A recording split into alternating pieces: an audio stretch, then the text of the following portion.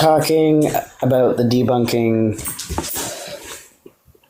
trans children or youth, because majority of the time when people come out as trans, we're entering our teens.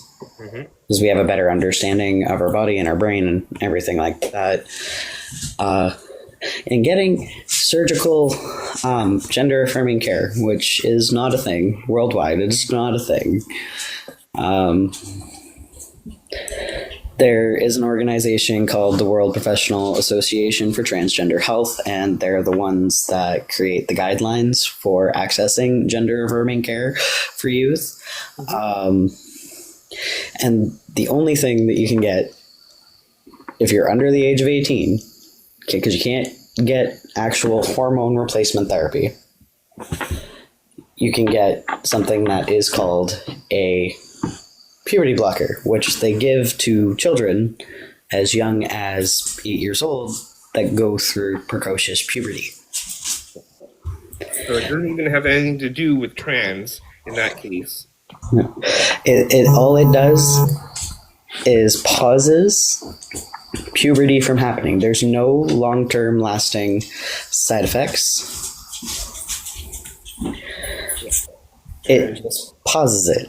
And then the moment you come off of the hormone blockers, puberty will start naturally. Yeah. So that's for early onset puberty, right? Yeah. I just call it precocious puberty is the actual clinical diagnosis. The only thing that it does that's positive for trans youth is it allows them not to have to go through the wrong puberty and go through a secondary puberty after the fact. Worldwide, you have to be 18 years of age in order to access gender-affirming surgery, whether it be top surgery or bottom, and HRT. Yeah. And on top of it, before you are allowed to go for your surgeries, you have to be living as the gender that you wish to transition to for a year, as well as go through copious amounts of therapy. And you have to have 2 to 3 doctors, depending on the surgery and depending on HRT, before you can be approved for it. So in my experience, I had to get my GP to sign off on me starting HRT, along with an endocrinologist and a psychiatrist, before they were willing to prescribe me testosterone. I have actually a question about that. Which I don't know if it's something that happens or not, but so there are people trans spectrums. That's the right way to use. Well, actually, it's the gender spectrum because it's anyways. But there are people who identify, let's say, as non-binary. Yeah. And let's say a non-binary person was born with male bits, and let's say non-binary, they do want to get this is not for children, obviously, this is 18 years or older, or but let's say they want to get bottom surgery and have woman bits. Because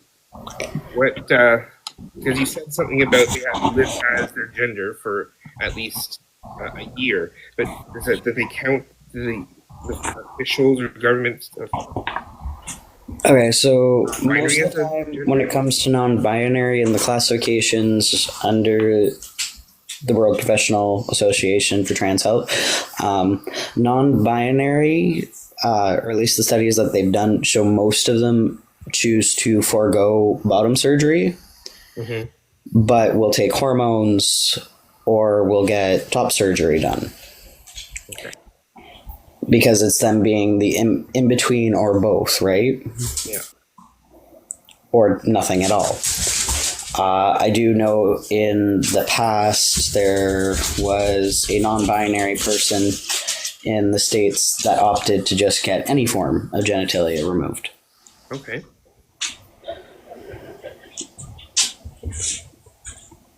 Okay. Well, that's it's interesting because I like, especially with stupid Puff Keto Man, whatever, just declaring that there's only two genders. I was just wondering, like, like what non-binary have to go through if they wanted to get any type of Yeah, non-binaries do qualify for top surgery. A lot of people I know that have gone through having double bilateral mastectomy done opt out of becoming a Ken doll, essentially, Okay. and don't bother with having the grafts put on for the EPOS. Good morning, Jenna. Good morning, Jana. Yeah. So that was my question. Right, you can continue. But yeah, across the world, it is recognized that if you are under the age of 18, you are not allowed to get bottom or top surgery. Because it's them wanting to ensure that you're sure about your decision before you choose to go through with it. And here in Canada specifically, there are so many safety nets around it and hoops that you have to jump through before they allow you to access gender affirming care, that most of the people that access it aren't going to change their minds. Like, I know in my personal case, I even had kids to do the whole, okay, no, let's see, is this really the right choice? It's the right choice for me. Other people may not understand it, and you can't understand it unless you're living in it. Yeah, exactly. It's the simple fact of accepting the fact that we're here, we're not going anywhere, we've always been here, and the best way to care for youth and young adults that are transgender is to allow them to access gender-affirming care. The treatment outline for gender dysphoria, which is the diagnosis you have to have from a psychiatrist and a counselor and stuff before you can move on to HRT and stuff. The clinical treatment for it is gender affirming care. It is the only way to treat the disorder without someone unaliving themselves. Can we just pause for a moment and just maybe explain what gender affirming care is? Because with that being tossed around a lot, I've encountered people who are like, well, gender affirming care is just for trans people, which it's not. Like you mentioned before, it is for... There's gender affirming care for women, which involves plastic surgery with enlargements or reductions or Botox injections, nose jobs. Those can all be classified as gender affirming care because they help you feel more comfortable with the gender that you see yourself as. Mm-hmm. Same for men that go through hair transplants. Or the just for men stuff too. That's gender affirming care. The hair dye, haircuts, clothing can be classified as gender affirming care. A lot of things that men do to make themselves feel comfortable being a man, that would be classified as gender affirming self-care. Yeah, I saw a video the other day, I think you may have shared it with me, with someone pointing out that men with souped up cars having their souped up trucks, that's gender affirming care. Yeah, that is them doing gender affirming self-care in a way to make themselves feel more masculine. Yeah. All gender affirming care is doing something to enforce your view of yourself. Mm-hmm. Yeah. Not solidify, I guess.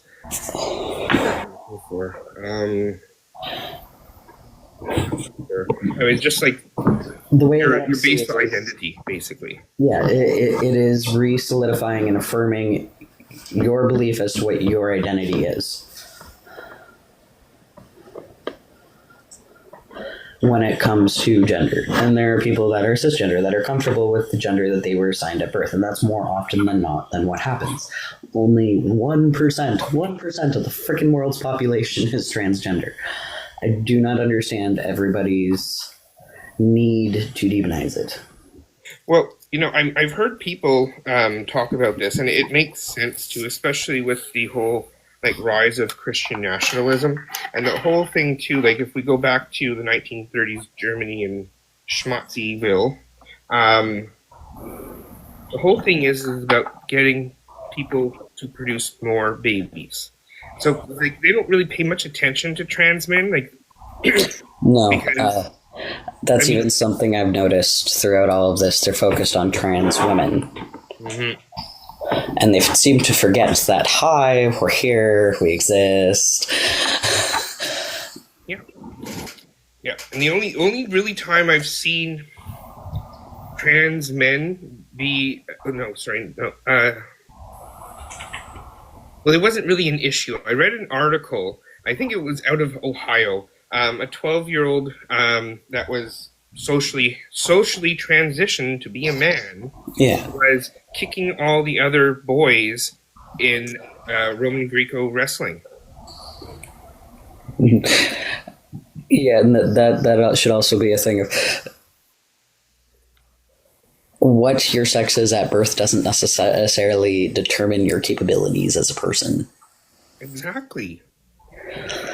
And last week when we were going through the CPC policy declaration, there was a part about gender in sports, and it talked about protecting women with okay, let's get it straight for a second. When they say women, they mean female, those that are born with double X chromosomes. They do not mean women. Yeah. And so they wanted to protect women from, sorry, I'm using quotes because that's what used,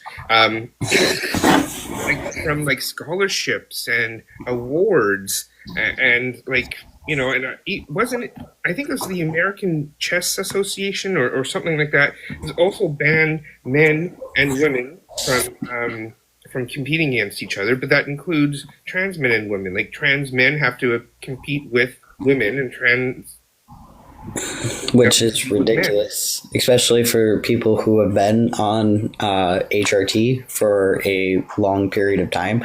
Your entire physical makeup changes. Yeah. While undergoing HRT. Yeah. But it's the chess, I'm really sure what the chess is because from my personal view, women are smarter, so they're worried if trans men compete against men in chess, trans men will beat men. It's an ego thing. Mm-hmm. That's it. Because their view of trans men aren't real men; they're women, and they don't want the women to beat the men. It's the ego thing. It baffles my brain, and I'm going to respond to one of the comments in the chat of DNA does determine gender. No, DNA does not determine gender. DNA determines sex. Sex and gender are two different things and have been classified within the scientific community. To state otherwise is misinformation. Yeah, and we even in my neuropsychology class in university, we even talked about the development in birth, and what happens sometimes is basically we're all female, and then when the time comes for the fetus or zygote to start down the whichever male or female path. When the development of the chromosomes come into play. When the development of the chromosomes come into play. So, first of all, for the female fetus to become male, it has to start producing testosterone.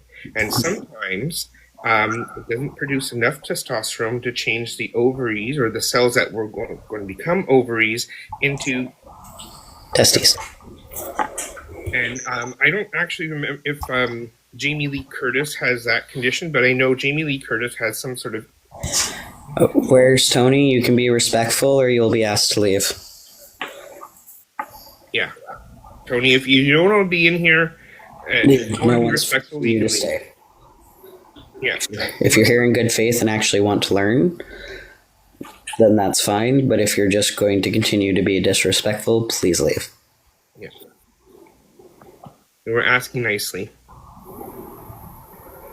Yeah, so Jamie Lee Curtis, I don't have those exactly, but Jamie Lee Curtis, if you take a look at her DNA, there's an XY chromosome.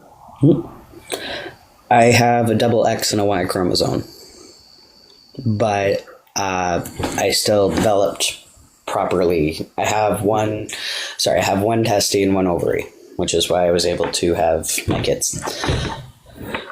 But I have the external of a woman. Sorry. I'm just getting some caffeine.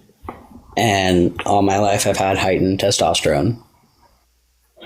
Didn't understand it until after I started HRT and they figured it out. Because when they went to go do my hysterectomy, that's when they figured it out. So they wouldn't have known otherwise. Yeah. No. And in a lot of cases, when you have the external genitalia that presents as both, parents are given the option to choose. Hi, Joker. Nowadays, they're generally counseled in order to wait for the child to choose for themselves, because in a lot of cases, the parents choose wrong. And the child ends up identifying with the other gender. But I still identify mainly as a trans man. I'm technically intersexed. Okay. Because of how my chromosomal makeup is. But I still very much identify as a trans man because I grew up my whole life knowing myself as female. Mm-hmm. That's what I was. There was no changing that. And intersex is very much a thing, and that's where also the in-between gender, the non-binary genders come into play, because there are also many people that are born intersex that choose not to define themselves as one gender. Mm-hmm. I have a non-binary friend who is very mass presenting. Like they have, they're very mass presenting. They have a beard. They look like a muscle man because they work out a lot.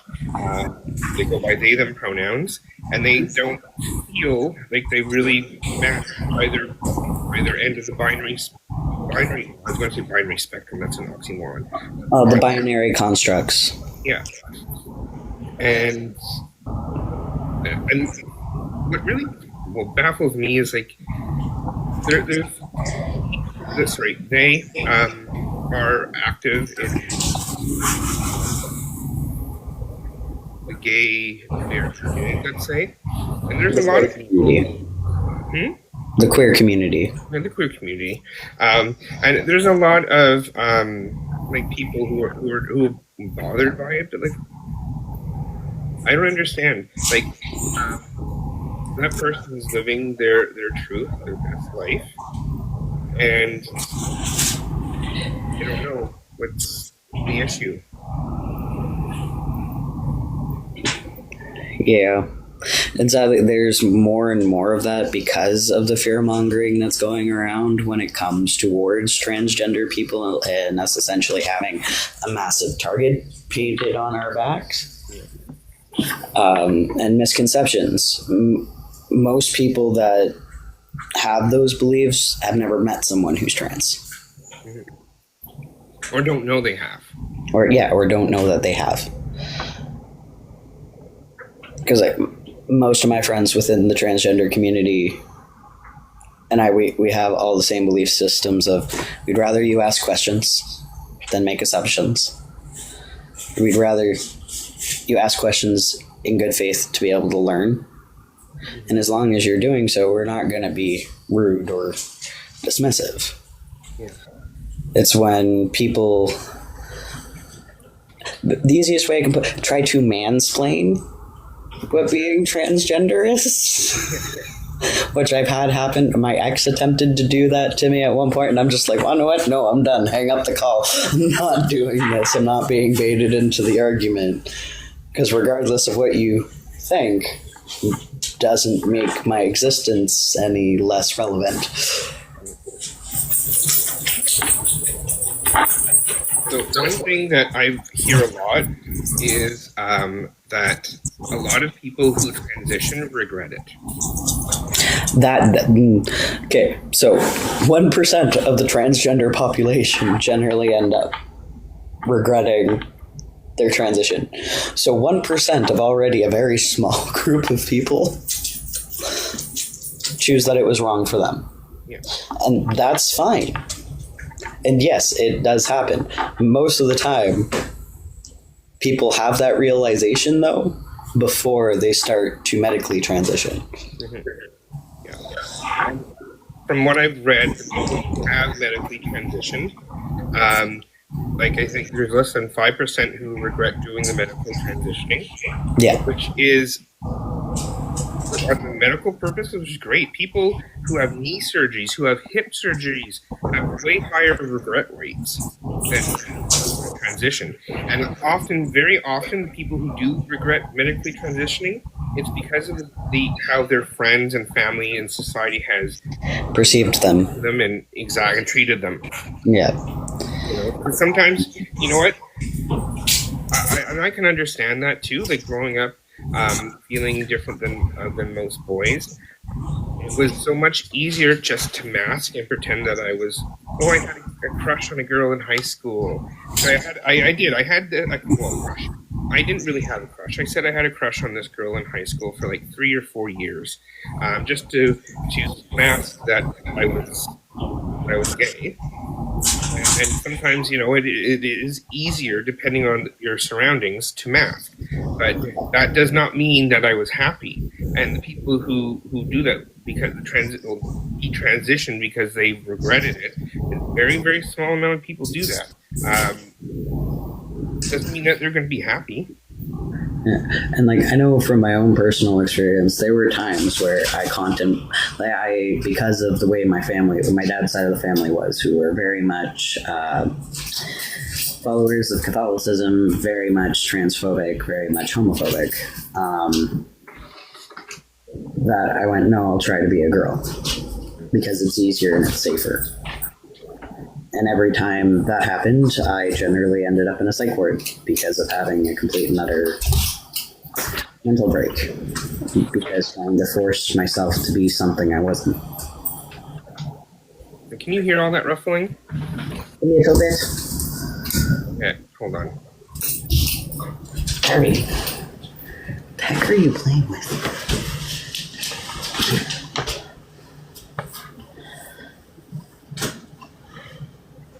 Sorry, my cat found a bag. In the bag. Away. Anyways, but yeah, it's. I wanted to mention. I mentioned this before, but like I had a friend, well, an acquaintance, who sent me a couple of videos proving that. Trans youth, they push it and they try to transition them as young as possible. And one of the videos that, like, I don't even believe watched it, but throughout the video, they're showing this 8-year-old trans girl living her best life, and like you could just see on her face how happy she is. Like, I know there are children actors and blah blah blah, but you know, it's most of the time children aren't necessarily good at faking it, and she was just so happy, and parents just kept on talking about socially transitioning. So that does not include any medications, any surgeries.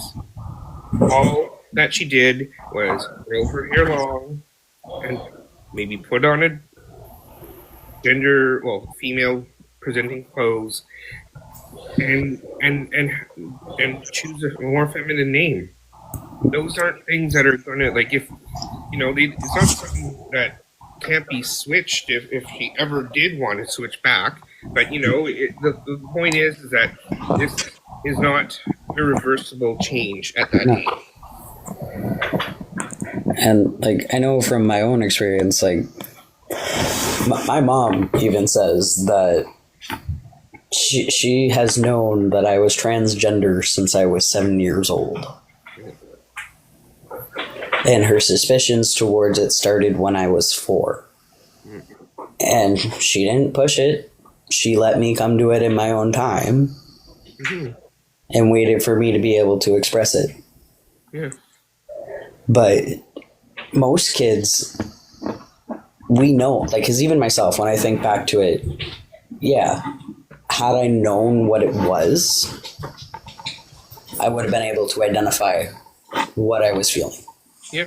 And what I was experiencing, instead of just thinking that there was something fundamentally wrong with me. Mm-hmm. Like, I know sexuality isn't the same thing. I can remember as far back as 6 years old feeling different. Yeah, I was 7 when I first figured out that I liked both boys and girls, because I thought both were really, really cute, and I liked them, girls more so than boys. I'm attracted to boys. I do not necessarily like them. Trying to explain, the people look at me, oh, you're bi, so it means you like both men and women. No, I like women. I'm attracted to men. There's a difference.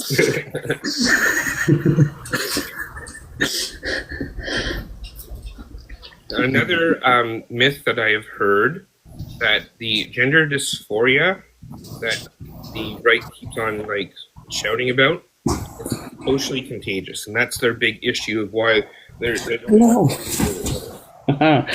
No, most people, most humans are comfortable with the body that they were born into, that they're comfortable with the gender that they were identified with at birth, and don't feel dysphoria whatsoever when it comes to how their gender presents.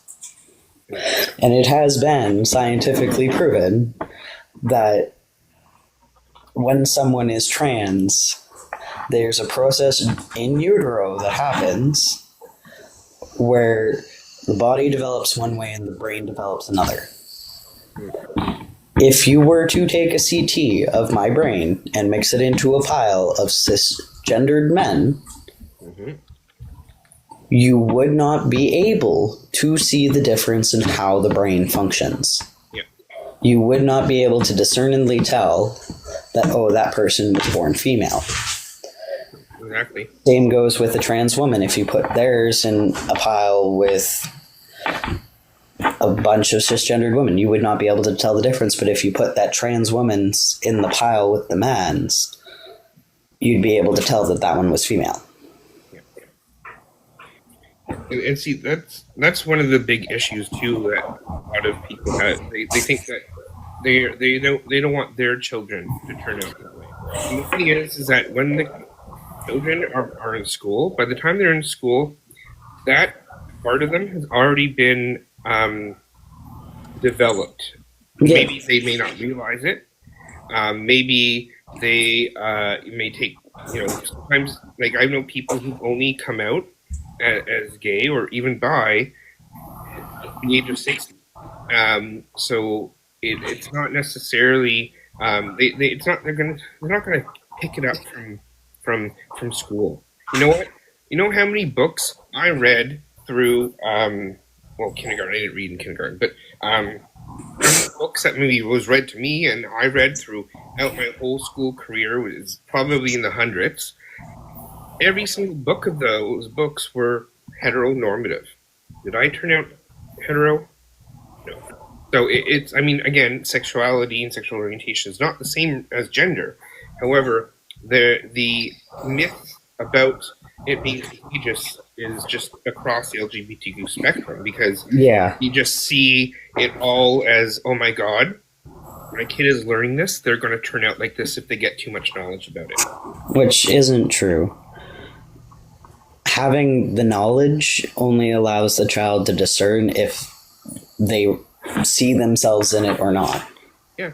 and gives them their own sense of acceptance, which helps avoid issues with mental health. Yeah. And as a parent, wouldn't you want your child to be happy and accept themselves instead of growing up miserable and perhaps contemplating or even taking the unaliving thoughts further?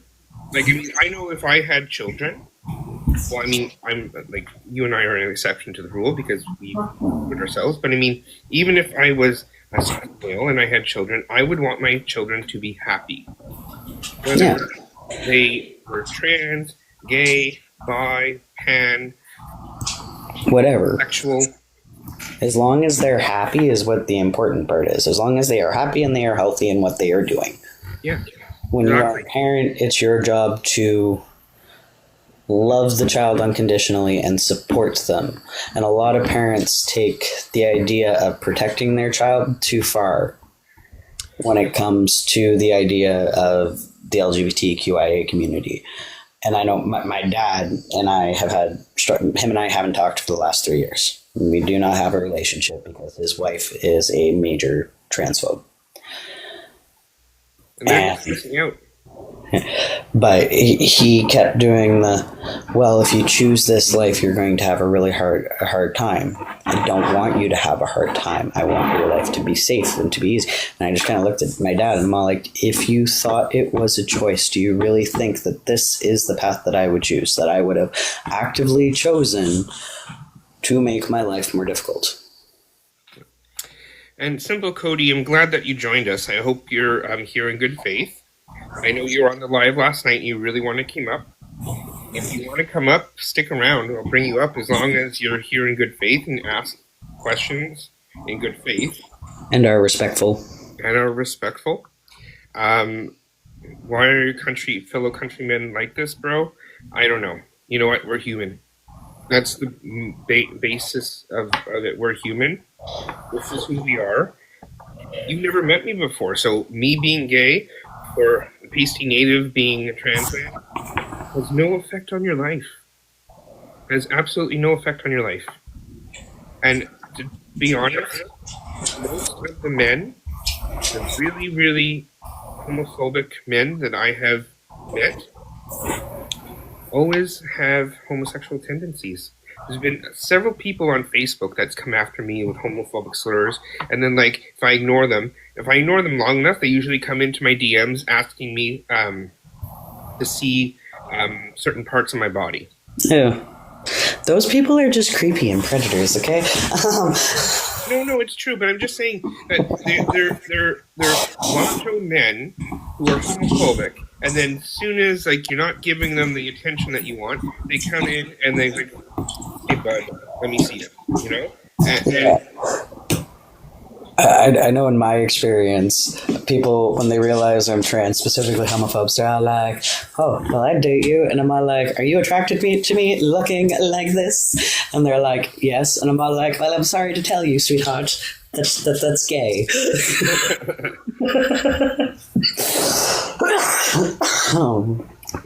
Just a little bit, or even maybe very gay.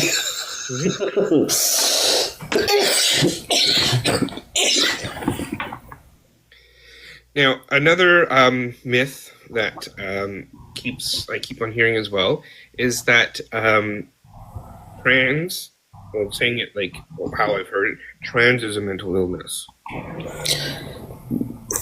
Yes, it is classified as a mental health disorder. But the treatment for it, as I said before in the live, is gender affirming care. Yeah. There is no other treatment for it. Yeah. And really, the mental illness is caused by society, not by something organic. No. And Because we enforce gender norms on children, may not match how they feel, and that's what causes the gender dysphoria. Yep. Whereas if we did say like what they would do in Nish tradition, it wasn't something that was taboo. It wasn't something that was wrong or out of place. It was very much something that was cherished within communities. Two-spirited people were always thought to be the most level-headed in discussions and compromise. Two-spirited people were generally the best for diplomatic missions between tribes. They were also the people that could do both the jobs of the hunter and those of the homemaker, and were generally put into situations. So say a woman lost her husband, a two-spirited person would go and live with them and take up the roles of hunter. They were a vital part of Indigenous communities. And I hate the fact that it's being demonized, because it's not something that's new. It's not something that's abnormal. It's been around since the beginning of time and the beginning of mankind. In almost every ancient civilization, there's talks of man, woman, and something that's neither or both. And history has been whitewashed, colonizer washed. And like the first official surgery for gender affirming surgeries was done in Berlin, and I think it was in like 19. I gotta double check it. Give me 2 seconds, and I will find the exact date. That was the at the institute, wasn't it? That the schmatzis ended up burning down. I believe so. So, and I just want to point that parallel between what's happening in the USA now and in 1930s Germany. So, one of the first communities that Schmatzis went after was the trans and the gay men. Yep. The first ever gender affirming surgery was performed in 1930 in Berlin. And there you go. Before Mustache Man decided that he was like, no. Because it was something that contradicted his belief system. And not only that, too, again, with fascist societies, they have a big emphasis on the family unit. Yeah. Pushing out babies. And Kirby lady. the trans and the gay community, or LGBTQ community, isn't seen as a community that can contribute to that, which is not necessarily true. I know several lesbian, gay couples, even a non-binary and couples who have children. Funny new part of science that they've discovered. So they have successfully done it, I think, on 3 occasions, but scientists have figured out how 2 women can conceive a child of both. No, continue on. But can conceive a child of both of their DNA. And they fertilize the woman's egg with the bone marrow of the other woman. This then ensures that there's no chance of the child having an XY chromosome, only double X. I was going to go, shh, don't tell the men that. But they have successfully done it. It's expensive as hell, but it has been proven to work. Mm-hmm. And there's no issues with the fetus or the baby after the fact. Yeah. And, you know, like, I mean, this is not human, but there are a lot of in the animal world that can change their gender. Yes, they can change their gender, but also can reproduce on their own parthenogenetically, which means that they do not need some other cell from another animal like them, that they can produce children on their own. And you know what? All the children are female. There's not one male that come out of that type of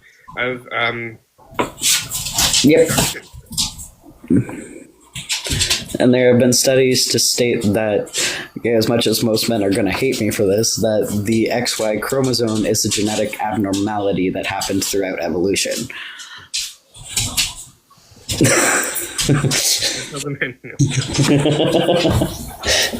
Just like AB blood is considered a genetic mutation through evolution. And well, I don't know. I think most people in here are friendly, unless Simple Cody is still here. But when we talk about mutation, like genetic mutation, genetic abnormality, yeah, that's how everything evolves. That's nature taking its course. Legit. When we say a genetic abnormality or mutation, that's basically normal life. Yeah. But there's a stigma around it because when people talk in human realm, when people talk about mutation or genetic abnormality, they're thinking like the formaldehyde babies from the 50s that came out with like missing limbs and stuff like that. Yes, that's an abnormality, but I mean that was actually caused by external forces. I don't believe that's formaldehyde. It starts with a T. Thalidomide. Thalidomide, yeah, there we go. Formaldehyde is what they do to preserve corpses once we die. Yeah, thalidomide. Sorry. Sorry, I had to correct you on that one. No, that's fine. My ego won't. It doesn't get bruised. I know I make mistakes. But yeah. So, anyways, back to the point at hand is that I don't know what we were talking about. We went off on a tangent. Yeah, but like a lot of these issues and the misconceptions when it comes to trans and the LGBTQIA is one of the most important reasons why we need to start educating children. Yeah. And not just children, we need to educate their parents. And Katie, yes, mutations is part of evolution. That's how evolution works. That's how we became humans from... And the thing is, it's like a lottery.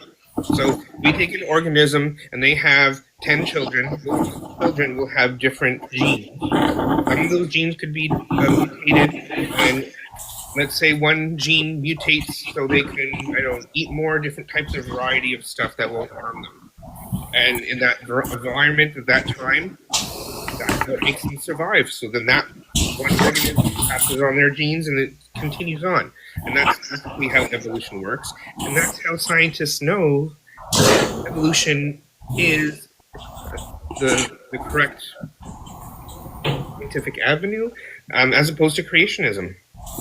Gary, a lot of the reason why a lot of the LGBTQ community tend to go more towards liberal is because the conservatives, time and time again, have targeted our rights.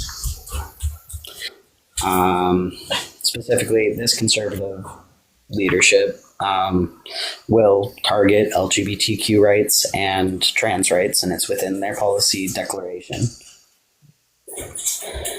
So we go with the lesser of two evils, the ones that we know will not go after our rights and believe that everybody should have a right to healthcare and a basic right to existence.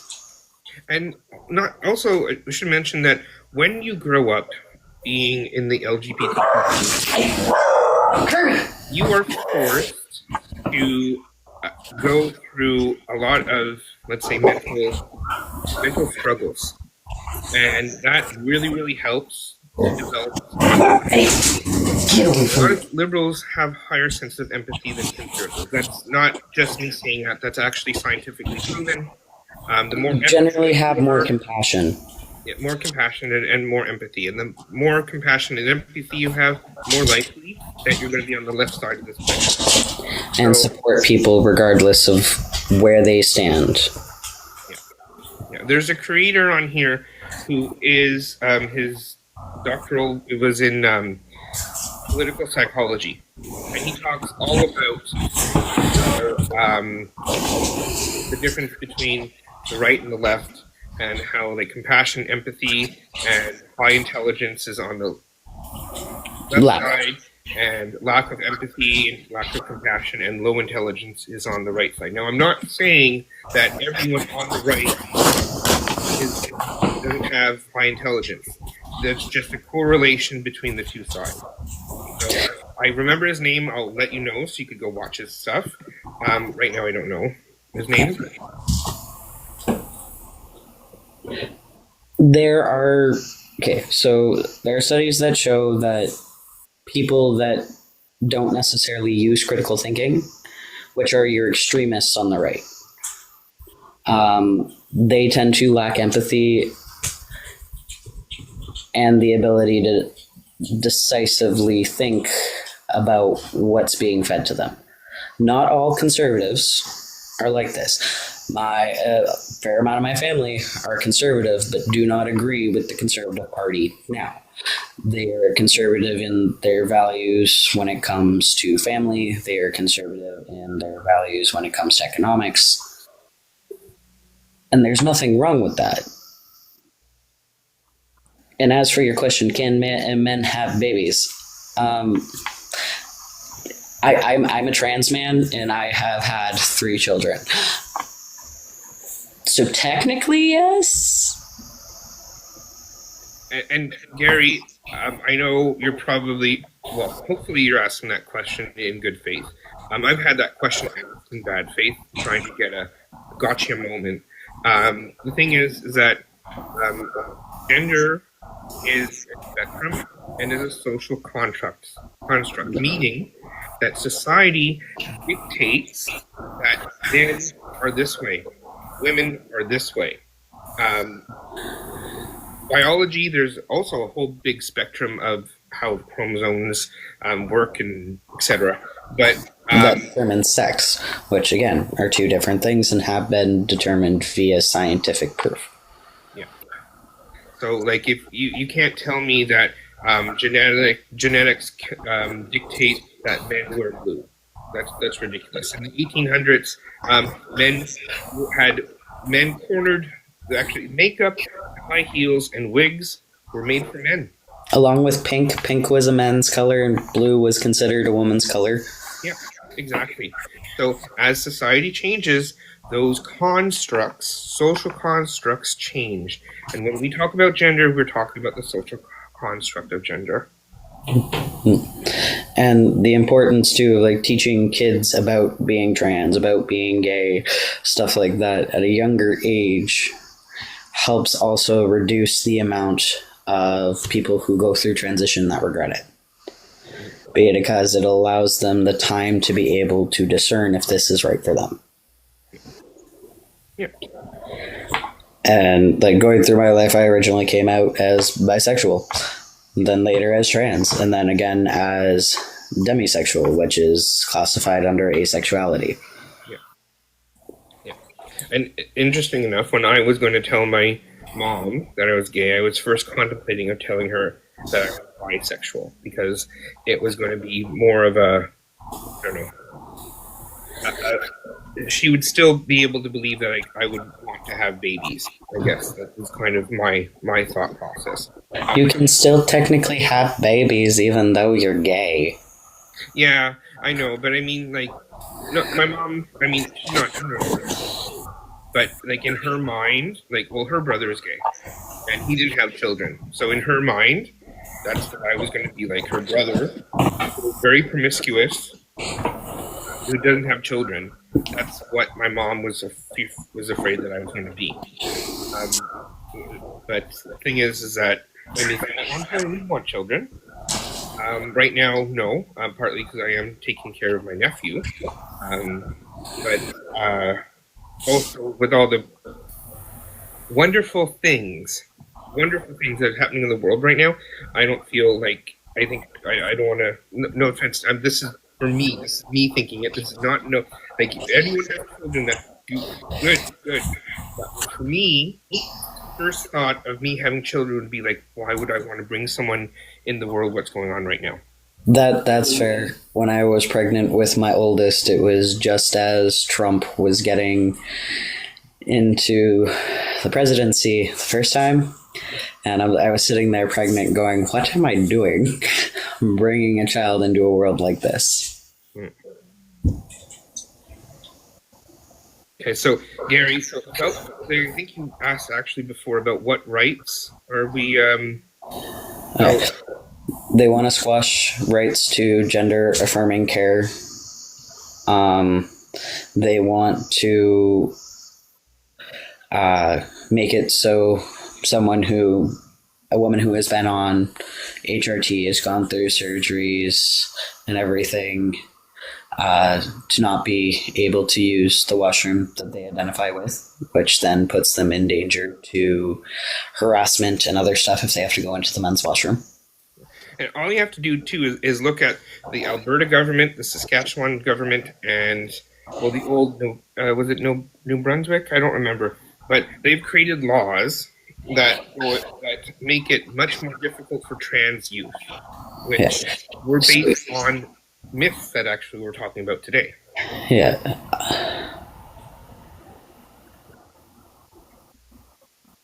Well, it's just not that. So, I want you to look up, if you can, who Buck Angel is. Buck Angel, B-U-C-K, Angel. Okay, so he's Look at referring pictures. to gender-neutral bathrooms. Oh yeah. Oh, gender neutral. Yes, that's good. But let's say that the government legislates that there's only two genders and there's only two bathrooms. Don't go to Buck Angel's website. Just look at Google Images. Tell me, what do you think would happen if Buck Angel, who is a trans man who was born female, what happens if he goes to the washroom that corresponds with how he was born? What do you think?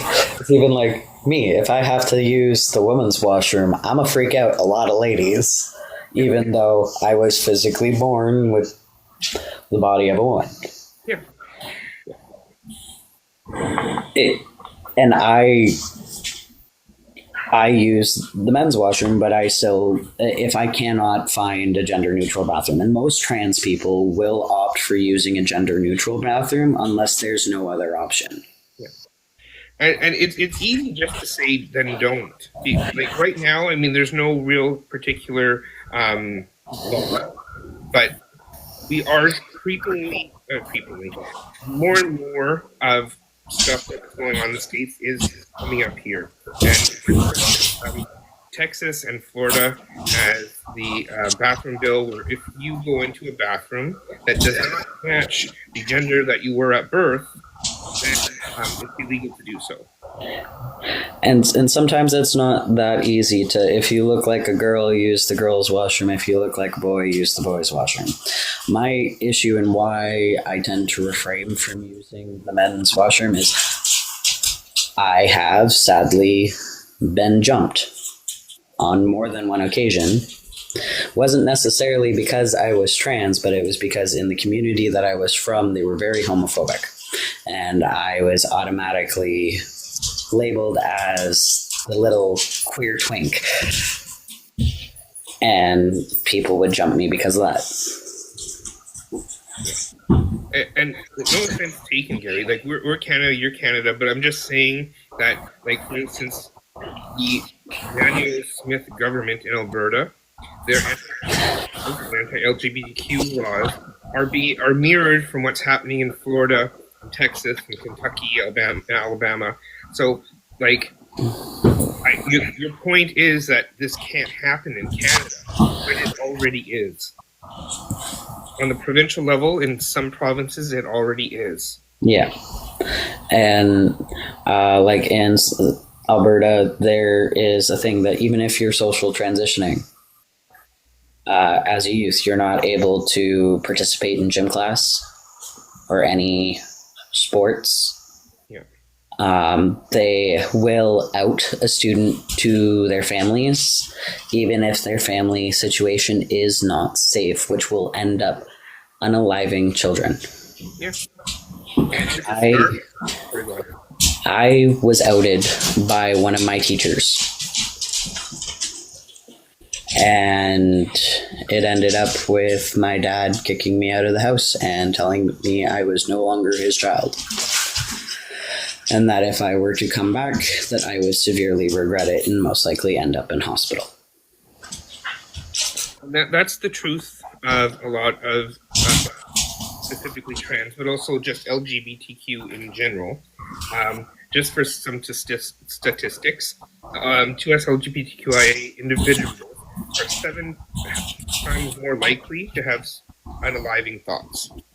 Yep. And majority of the time it's due to the family's belief system. Yeah. And also, the majority of homeless youth, I think the statistic is about 40% of homeless youth identify under the LGBTQ umbrella, and that's tending to have to rely on sex work to survive. Yep. So LGBTQ people make up about 5 to 10% of the population, but make up about 40% of the homeless youth. And I don't know, like from my own experience too, when I was homeless, I ended up in a youth shelter. And about 75% of the residents that were within the youth shelter were either transgender or queer, because of religion still playing a big part in a lot of Canada. And these were they were kids that had come from BC, Alberta, Quebec, Nova Scotia, New Brunswick. They were from all across Canada. Yeah, all had a similar experience to what I had. Yeah.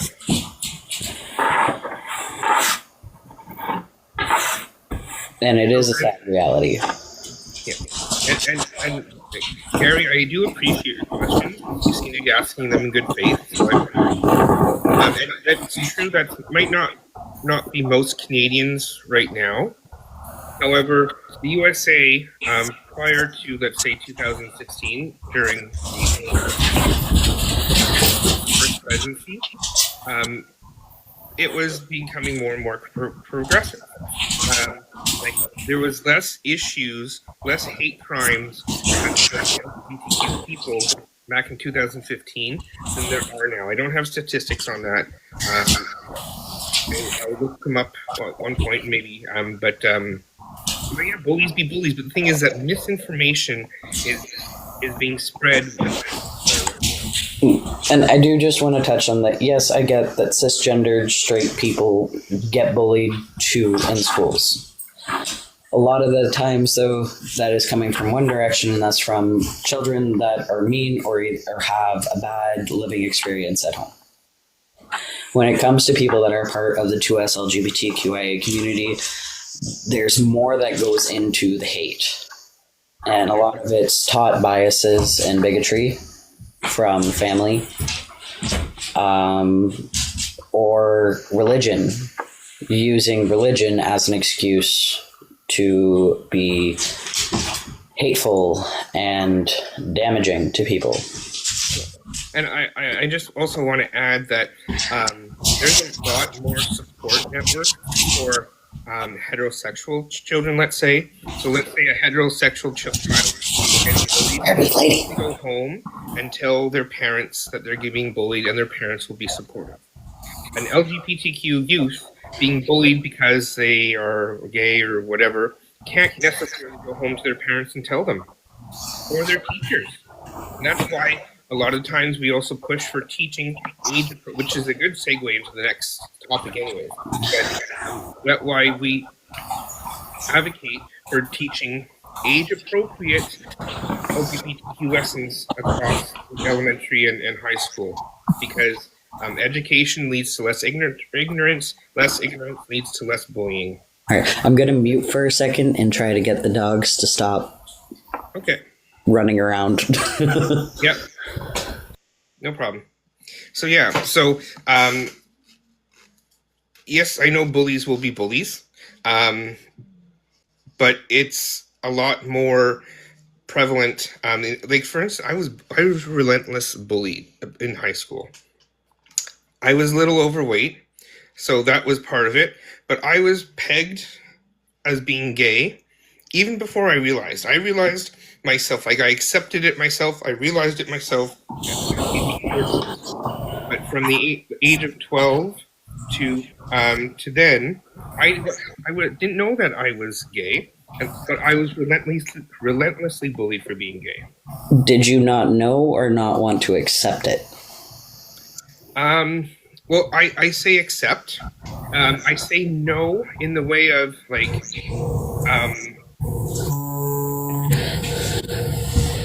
I guess consciously accepting it. When I use the word no, that's what I'm talking about in this case. Like, and like earlier on, like when I was 6, 7, 8, when I didn't know what gay was, I knew I felt different than other boys. Like I was constantly in a struggle of wanting to play with the girls or wanting to play with the boys. And well, back in the 80s, anyways, there was more emphasis in society that boys and girls play with girls, and it's not acceptable for both mixed. Like when I was growing up, my street had lots of children, and girls had this nature club where they learned about nature, went out and looked at butterflies and stuff. And then the boys would play street hockey and wrestling and stuff like that. And I was constantly going between the two. I wanted to play with both, and I got crap from both sides. Why are you playing with the boys? Why are you playing with the girls? Yeah, I got made fun of by so many girls because most of the time I'd end up playing with boys because I was that kid that, liked to... Oh, who's having the mic issue? Mr. Radical, is it me? I can hear you fine. Can you hear me fine? I can hear you fine. Maybe the dogs. Maybe it's a late message. So do children care these days? That's a good question because there's a group in Montreal called Gris Montréal, which is advocate for LGBTQ rights, and they do surveys. I think every second year. So in 2017, they did a study in high school, and about 15% of high school students in 2017 said they would protect their friend if they came out as gay or trans. They did the same study last year, and it's jumped to over 30% of high school students in Quebec would protect a friend for being LGBTQIA. So it is on the rise. Hate and misinformation is just making it worse atmosphere for LGBT people.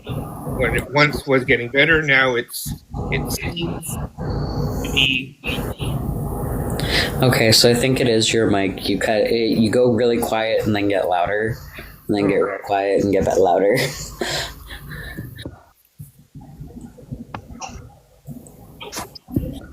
Mute for a second. Mute for just a second. All right. Do I sound okay? Miss Radical?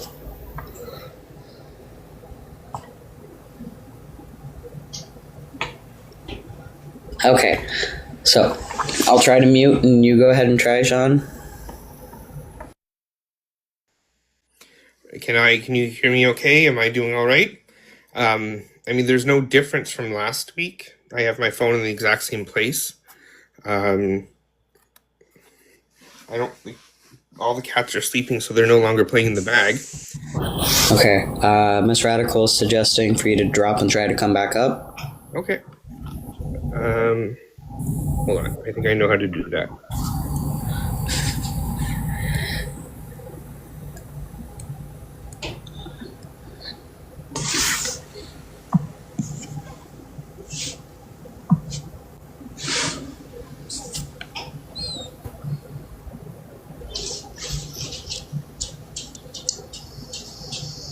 Okay, so now do I sound better?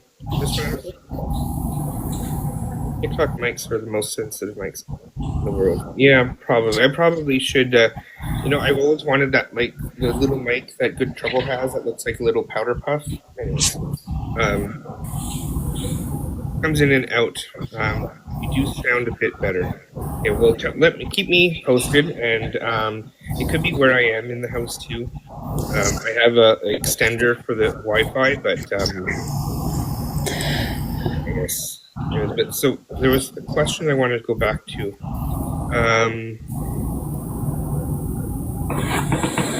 So I don't understand what you mean by on the rise of popularity. Kids are popular these days if they are LG. No, not necessarily. Not anymore. I mean, it seems to be more declining. That wasn't even the case. Like when I was in high school, if you were queer, it was still something that was very much a taboo and, oh my god, that person's gay kind of thing going on, and you'd get made fun of or you'd get threatened because they were taught hate. And hate's not something you're inherently born with. It is something that you are taught. Yeah, exactly. And sorry, I'm gonna there was a question, Gary. I'm just sharing it. So Gary says parents are pushing it too. I've witnessed it firsthand. Okay, so I don't know what you mean by pushing it. If they're pushing their kids to be gay or pushing their kids to be trans, then that's a parental issue. And I have not heard of that. So I've never heard of that. I was a director of a LGBTQ center for 4 years, and I've never witnessed that before.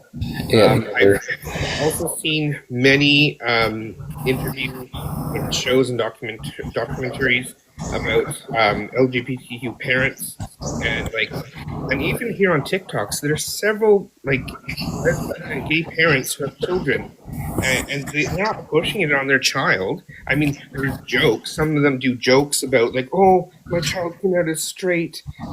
That's a joke. Yeah, you're just making a play on how it used to be when children would come out and be gay, and parents would be disappointed, to say the least. When I came out as bi, my mom's reaction, why can't you be a lesbian like your sister? But that was the only time she ever said anything like that.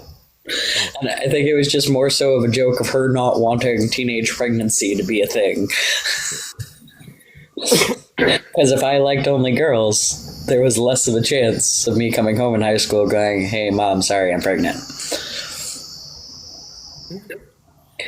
I want to take this moment just to remember that, I want to remind you that tapping is clapping and sharing is caring. And if you want to join, you could always click on the orange heart at the top to subscribe. No, it's not subscription. That is to join the team. The subscription is at the bottom, the little star beside the chat box. I don't know what I'm talking about. And also we have gift goals. So if you like what's going on and, if you feel kind enough to give us some wonderful gifts, that would be great. You don't have to. But if you feel like you'd like to, that would be greatly appreciated. So do you want to start talking about now teaching kids? I mean, we kind of already started, but do you want to get more into that? We can bring people up and see where their stances are when it comes to the idea of teaching kids. Yeah. So if you're in the chat and you have a good faith question or are going to be respectful, please request up. Anyone who is not respectful or not doing it in good faith will just block you, basically. But we do want to hear questions from the audience. Someone removed their request. If anybody would like to come up and join in the discussion, go ahead and just send up a request. And we're open for any conversation in good faith, even if your views are different. As long as we can have a civil and respectful discussion, you're more than welcome to have you up and talk. Yeah. And, one of the topics that we're talking about today is teaching children in elementary school and high school about LGBTQ, age appropriately, of course, as well as talking about the myths of transgender. And myths surrounding the 2S LGBT community. Yeah, that too. I mean, if you have a question about being gay or maybe, you can ask that too. We're open. You accidentally requested. Okay, that's fine. So anyways, while we're waiting for people to request up, actually what I want to just bring up here is there are some books here. I have a list of books that are good for children about just not like learning about LGBTQ people, but even a lot of them have to do with self-respect and they're finding their own identity, which may not be LGBTQ. So for instance, it's a French book here, Être différent. Être différent, c'est merveilleux. Un livre illustré à propos des diversités et de bonté. So basically, it's just a French children's book talking about being different is fantastic, and talks about diversity in the population. I have another book here. Just ask, be different, be brave, be you. Now these are all on Amazon, though you probably should buy them from a different vendor. My Shadow's Pink is a really good one too. Yes. Yeah. And if you're looking for a Canadian author who writes children's book geared towards teaching children about LGBTQ, there's an author, her name is Robin Stevenson. One of her most popular books is called Pride Puppy. And it basically talks about pride parades. Of course, it's for children, so it's geared towards children, talking about the Pride Parade and what it stands for. Another one that I really like too is Love Makes a Family, which talks about different family constructs and dynamics. There's also a really good book that one of my friends from high school actually wrote, and it's called All About Gender, and it's written in kind of like a Dr. Seuss rhymey kind of way, and it's really awesome. Really awesome. I got a book for my kids for the first print that they did. Everyone that was a member of our GSA signed it because they knew that I was pregnant. And on the back page, it said, "To the pregnant man." One of the first books I read was called Entries in a Hot Pink Notebook. I was 15, 16 when I bought it and I read it. And, that was the first book that I had ever read, or any story really, where the main character was gay. I got it from a book game, was my bookstore in Montreal, that no longer exists, sadly. But yeah, I mean, it's an old book now. I guess that was a long time ago, a couple of decades at least. And that's, for a teenager, that's a good book. Okay. And I also have here on the website for It Gets Better Canada, they have a summer reading list. A summer reading list for most of the books here. The age appropriate is like for teenagers. But if even if you don't have a child and you want to read it yourself, and there's good books. Reading just opens up your mind to a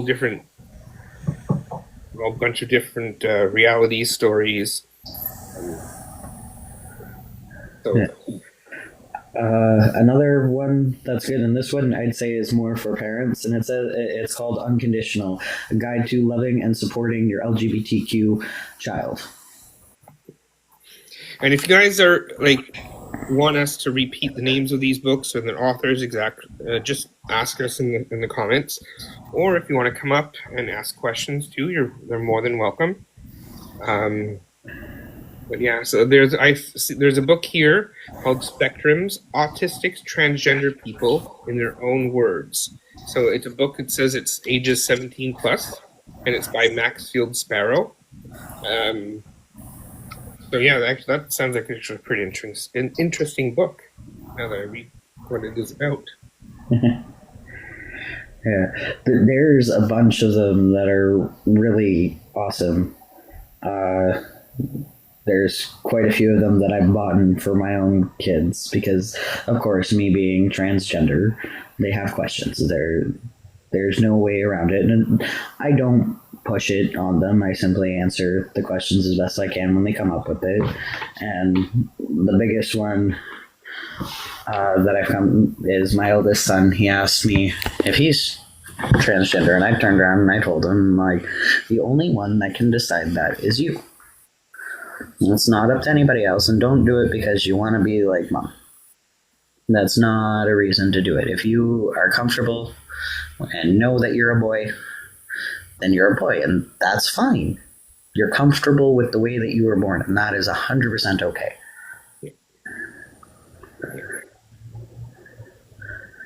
But also, being transgender isn't wrong. It just means that you were born in the wrong body, and that's okay too.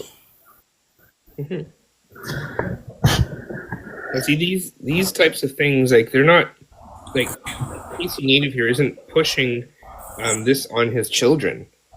He's just creating a safe space, in case his child does feel a certain way, for them to know what that is and communicate with him about it. Same with like my children tend to bounce back and forth between calling me mom and dad, and a big thing of that is because I want them to be comfortable. And from day one, I was mom. And the way I see it is I earned that name. I carried them for 9 months. I put up with the morning sickness, and I went through labor. I earned that distinction. I'm shaking my head as if I know how this is. I don't agree with you. So, like, I don't. It is kind of funny watching people's brains kind of implode when they see me and then hear my child call me mom that don't know me from a hole in the ground. I get some really confused looks. And I don't know, I've always kind of just laughed at it. Hi, the missus. Thank you for joining us. Good morning. I've been hanging out in the background doing chores. Just a comment about your noise. Pasty, I think it's coming from you. Because I hear scuffle sounds, and when Sean puts his mic on mute, I can still hear some background noise, but it's better right now. I don't know what you did. It could be when I'm scrolling up on my laptop, because I have source information up, and I've been... Let's see. I bought some mics trying to resolve the same situation. You're not alone. And I bought this little mic set for, so it was $100, and it clips to the charge cord when I always have my phone on charge when I do these things, and do the lives, and then the other mics. And sometimes it's beautiful, and I do the exact same setup, and then people complain that my noise background's too much. So it is a I don't know. I also need to get a tripod because right now my phone's sitting on my computer. Oh, that's probably why. It's picking up the scratch noises as you touch your machine. That's like, we experienced that. But on the 20th, I gotta go out and get the stuff so I can make a proper setup. Well, we're all hoping, like, when you talk about the gifts, you know, the gifts are being shared with the hosts, and of course, people are putting all the emotional work into holding these conversations for a couple hours at a time. And some of that, you know, people need mics. People might need tripods. There's just so many pieces of equipment, or maybe you need, if you're a tech person, like we need the Canvu app. Like the money goes to running the show and to helping the host. So we'll keep your need in mind in terms of gifts. And if anybody wants to give a gift to little content creator here to buy a new mic, that's always a welcome. some people have done that, offered to buy equipment for a different host. So it's not unusual. And I remember when I first started on TikTok, there was a girl I followed out of Newfoundland. She did SW work. She was, a heroin addict. It was, she would just dance and tell people to go fuck themselves. It was awesome. I loved her. She shared her chaotic life with us and the TikTok drama. And then she unfortunately died of a fentanyl overdose. And it was my first visceral reaction. But she lived in poverty. And one of the things I did was reach out to her. I wanted to buy her a circle light. Right? So it's not unusual for someone to want to buy for the hosts and the TikTok creators. And then she died, like right shortly after we had started communications. I was just like, oh, I couldn't. Yeah, it was tough. Her name was Candace Murley. You can go find her videos here on TikTok still. But if you, back to the conversation of your myths around, basically around sexuality with LGBTQ community and trans community. In social work, we had to study human development, and we learned about, how those, at what stage of development these feelings start to happen for people. Hormonal responses is what we were studying. So if you have a client in front of you and then your client's a child, then you know that they're full of estrogen between the ages of 0 and 2. And then, when there's the time to bond with the dad experience, there's a shift in the level of estrogen in the human body. And their level of sexuality starts to respond about the fluctuations of hormones. And you can often work with a child's, if you're in a client situation, the child probably had a behavior that has brought you to the to the office. But human development around sexuality happens super, super young. And on a personal level, I remember when my boy was 2 years old and he was watching cartoons, sucking his thumb, and I noticed he was playing with something that was quite enlarged. And I'm like, here too. But that's how young these urges, he didn't know how to contextualize that in a sexual, context. But it's him exploring his body, which is natural. Yeah, so human development around those needs, it is a myth that it doesn't happen. That's the myth, right? It's the myth isn't that we're responding and suddenly saying it does happen. That's not true. And I mean, I did my studies a long time ago. And like homosexuality and stuff like that is seen all throughout the animal kingdom. It's not something that is specifically to humans. Oh, no. Yeah.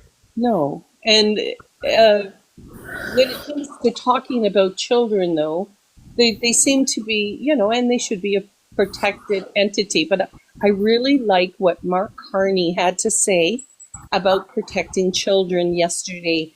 And, he's announcing different pieces of his policy and platform. And he's going to introduce legislation that is going to come down hard on people exploiting kids online. Yeah. One of the things that's happening in a very young age group that we wouldn't think would be this young of a group is the sharing of pornographic images without consent and how that destroys people. And he's going to put harsher penalties in. Right? Yeah. And just watch the word you used there too. What did I say? You used pornographic. Oh, I can't see that word? Pornographic then. My goodness. There you go. Anyways, we'll get dinged. So I'm really glad to know our politicians are thinking about this issue.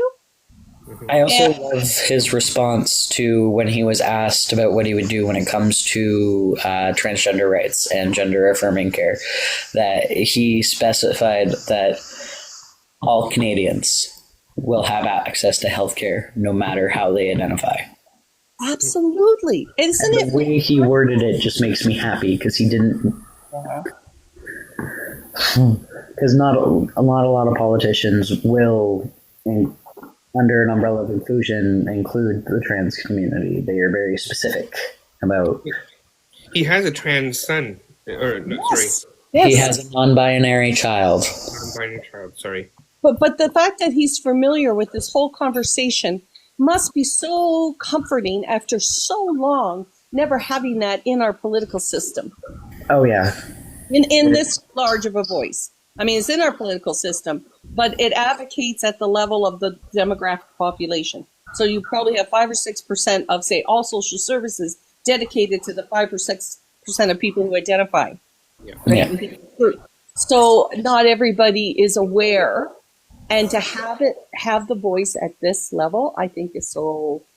I'm so happy about that for everybody in this population, and For for the me first as an time. ally, to be able to For the first- relax and make Yeah, my for- contribution.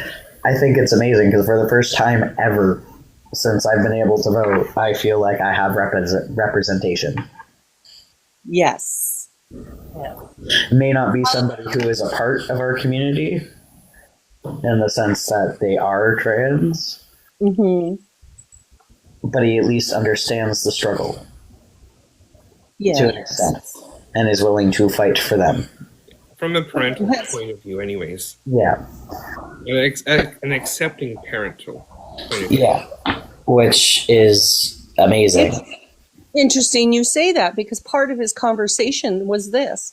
He said, parents are who we look to in the forefront to take care of our children. He said, but what happens after parents? That's when community steps in.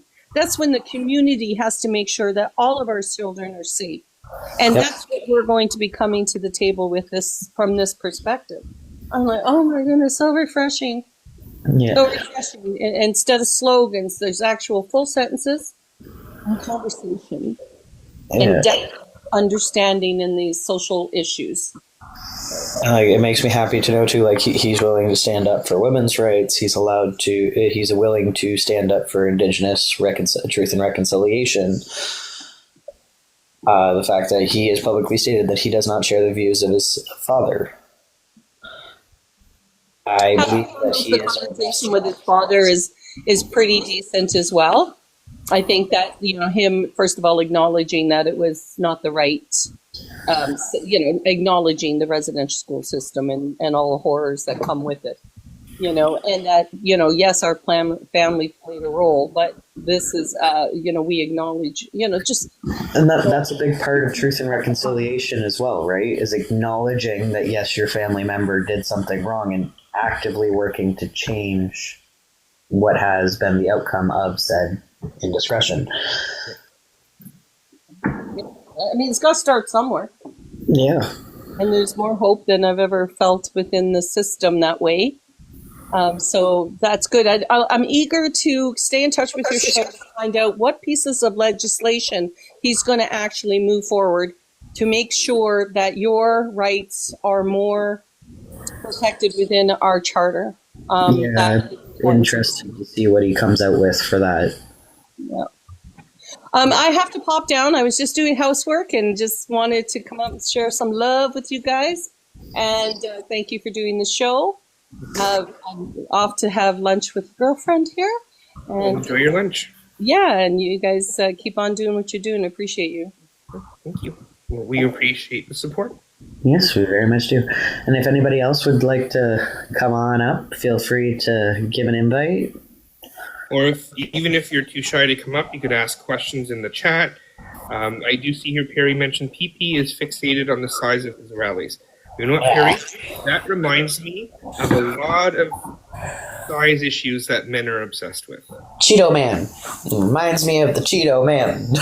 Yes, but I mean, just in general, men are obsessed with the size of their parts. Well, not all of them, but a lot of them are. It's just that type of a contest. It's a contest that I just boils down to that. Anyways, yeah. And it also tends, I don't know, when anyone's fixated on the size of something, it generally has to do with their own insecurities. Yeah, exactly. Insecurities. That's why a lot of people say that men with smaller appendages go out and buy souped-up trucks. I mean, there's a grain of truth to that. Perry, it's not just in Alberta where it's the size of your truck that matters. Northern Ontario is very much like that too. Very, very possible. Yeah, but yeah. So while I guess we're waiting for people to ask questions or come up, I have here. Where is this from? Wait, I have it here. So I have here an article from Psychology Today, which is a pop psychology magazine. It's okay. It's usually not very up to date with the latest necessarily, but it's pop psychology, which has good and bad issues to it. But it says here that trans kids know their identity as young as the age of 2. Yep.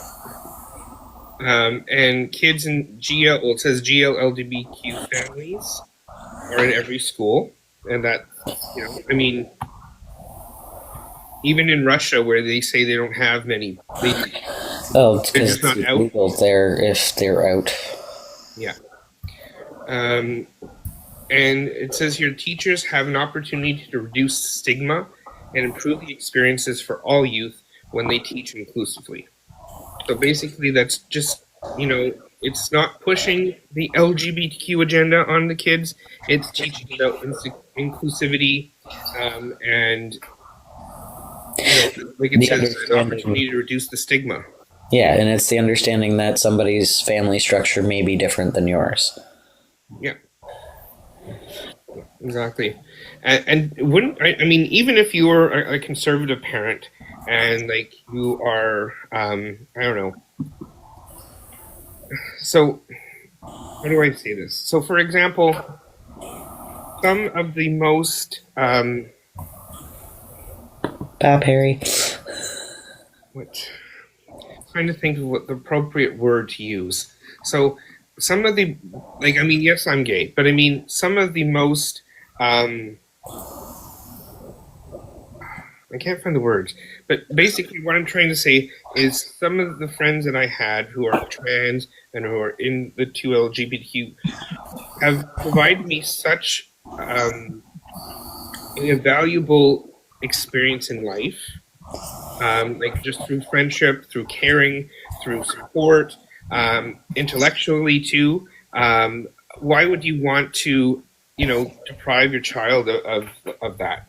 And if you don't teach them about inclusivity and stuff like that, and your teachers don't, you may be losing opportunities to have friendships with people that can offer them, a whole slew of experiences. And I'm not talking about sexuality, stuff like that. I'm talking about like intellectually and emotionally, and that's invaluable experiences that will help them for the rest of their lives. Yeah.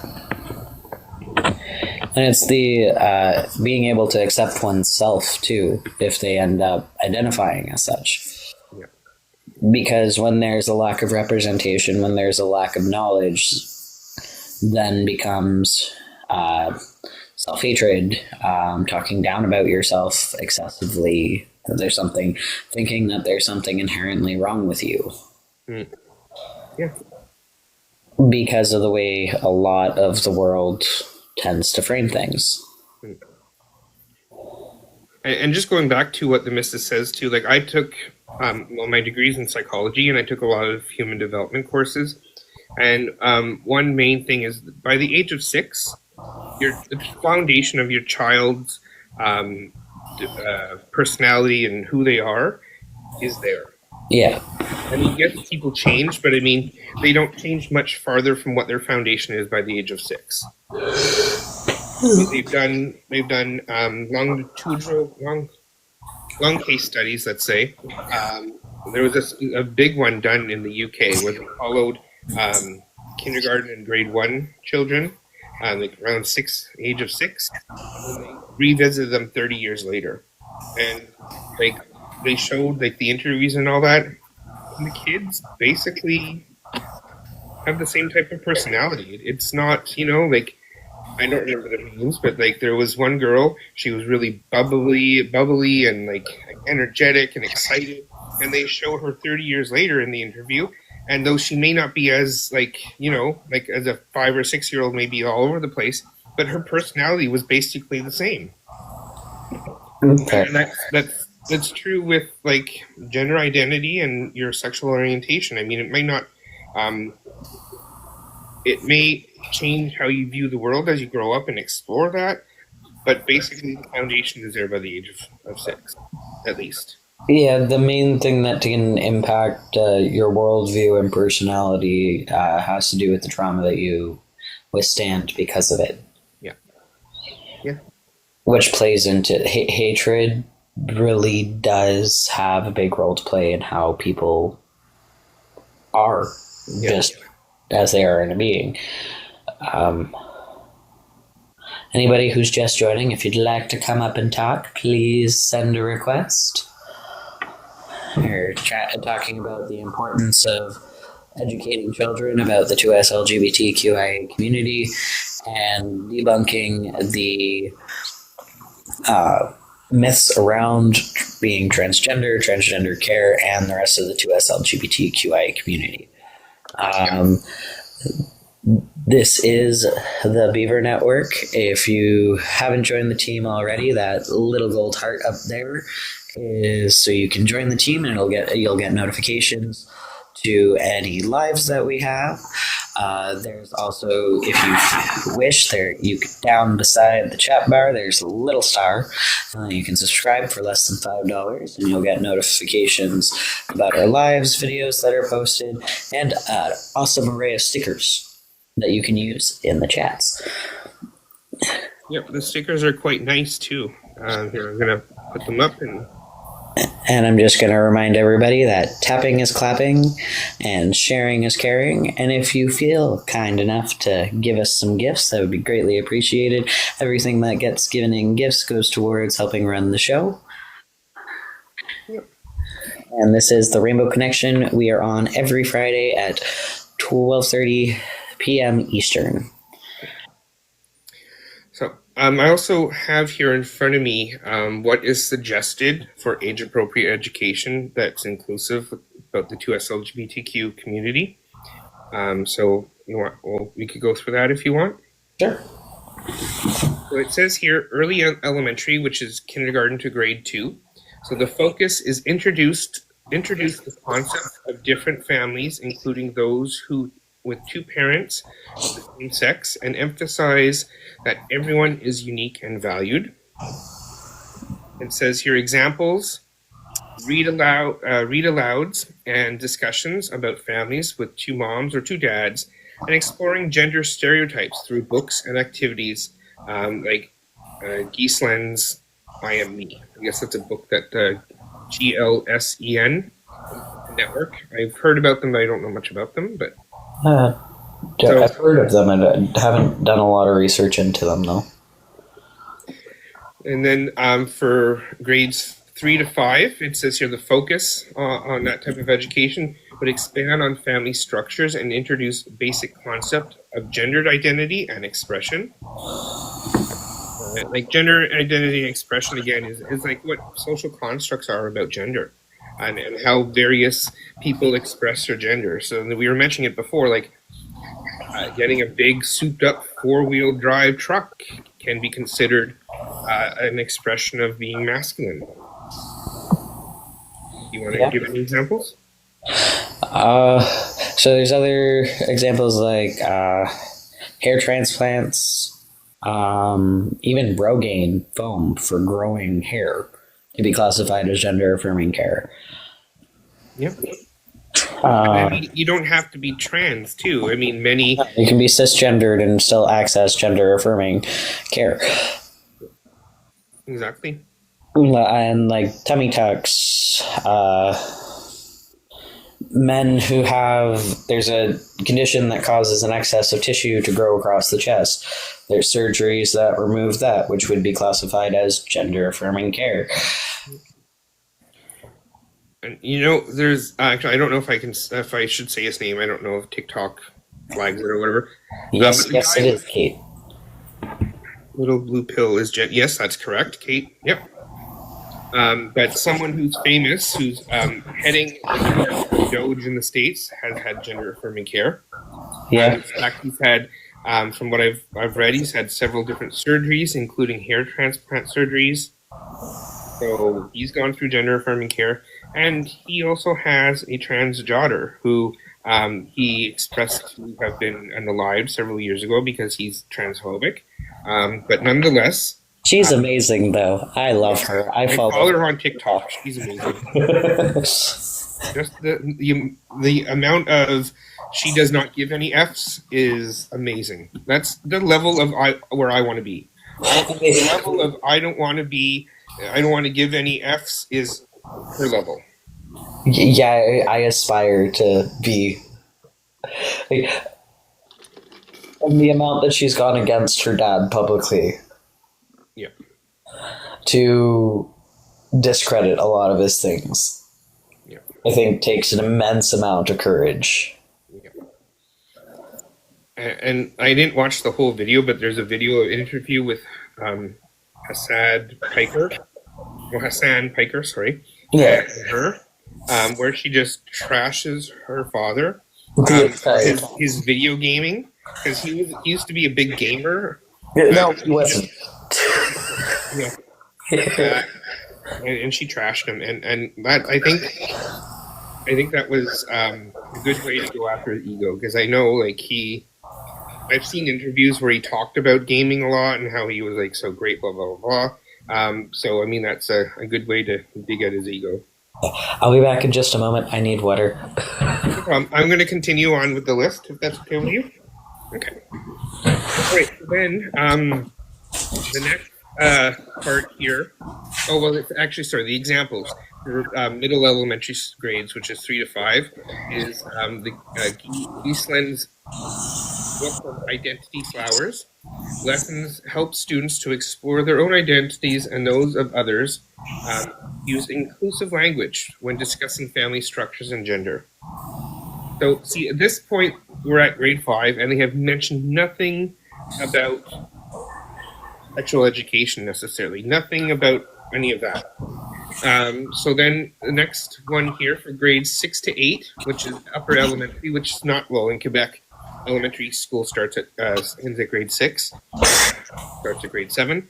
But in general, grades 6 to 8, it says here the focus of the education would be continue to build on previous lessons to introduce more complex terms and explore the experiences of LGBTQ plus people in the community.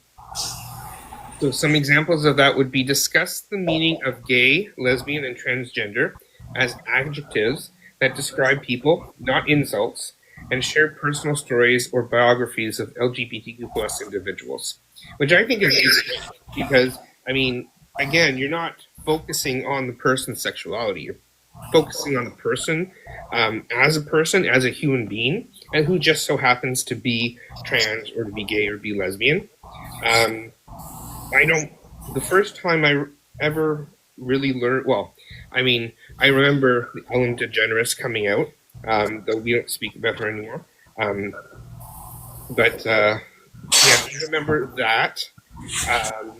But really learning more about LGBTQ plus people is really when I joined a youth group about for LGBTQ people when I was 16, and they handed out booklets that had all these people from the past who are LGBTQ, right?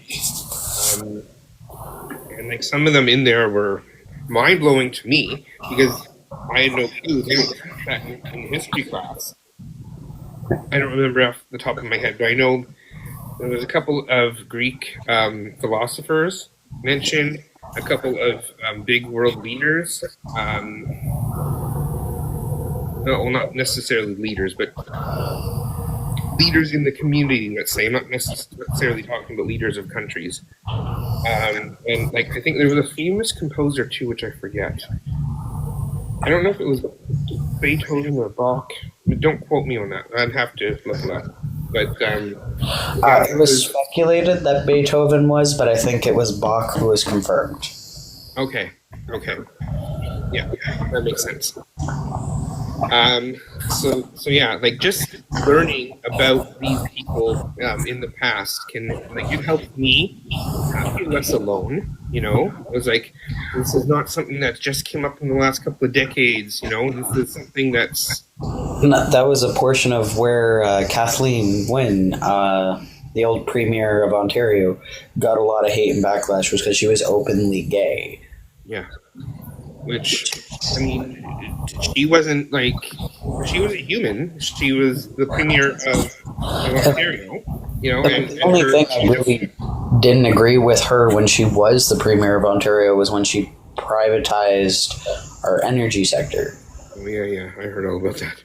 That's really the only misstep that she took. Everything else was relatively great under her. Mm-hmm. Housing wasn't overly expensive. Healthcare was good. Yeah, and did she introduce too the new sexual education platform? Not platform. Yeah, she introduced it, but then Doug Ford squashed it. Yeah.